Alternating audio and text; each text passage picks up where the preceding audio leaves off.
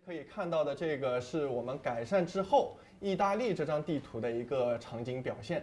那么从这张地图上面呢，可以看到的是那个就是整个的一个材质纹理，然后呢光影特效几乎都做了一个全面的一个调整。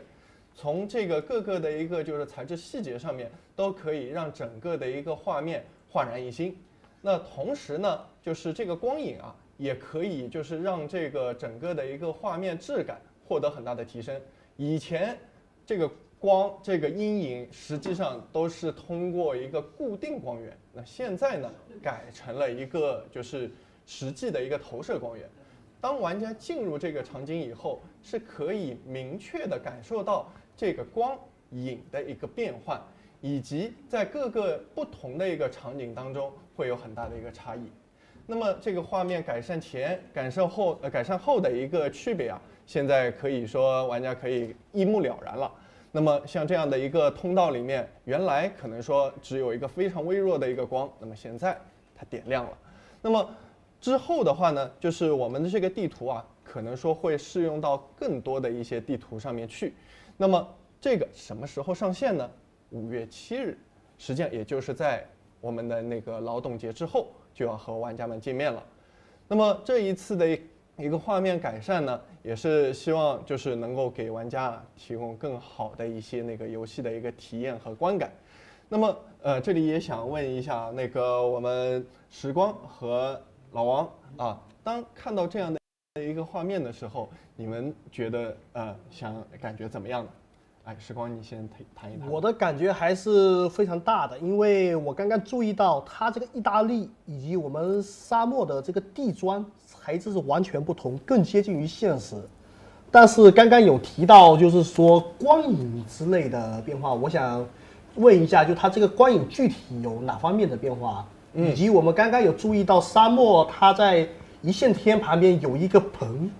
我想知道它这个是不是有一些新的点位一样的。那好的，首先呢是光影的问题。光影的话呢，实际上是一个演算的一个差异。那么本来的话呢，这个光啊，实际上是一个固定的一个光。那么现在呢，是一个可以说是一个动态的、实时的一个演算的光芒。那可以看到，就是角色脚下会出现它的一个根据它动作联动的一个阴影效果。这样的一个表达呢，可以更接近于那个就是现实世界当中的一个光影的一个效果。那么刚刚说到那个就是沙漠一，你看到有这样的一些模型上面的变化，那其实不是的，所有的一个模型都是和原来一模一样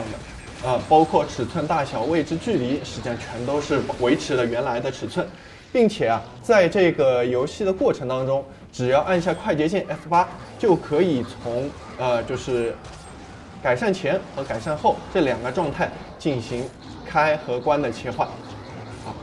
好的，那么时光问题我这边已经了解了。那个老王，你这边有什么想法吗？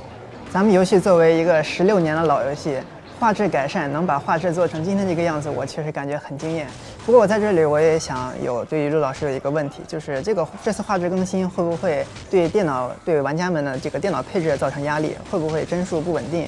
谢谢。好的。那么这个问题呢，实际上我们之前和开发队在讨论的时候也都考虑过了。相信就是在去年参加我们4月份 FGT 的那个线下体验活动的玩家呢，当时他们就已经体验过，当时的电脑要求非常非常的高。那么这一次呢，我们已经加强了优化，让那个尽可能玩家就是比较低的一个电脑配置就可以进行这样的一个游戏。但是呢，针对于有一些那个就是非独立显卡呀，或者说是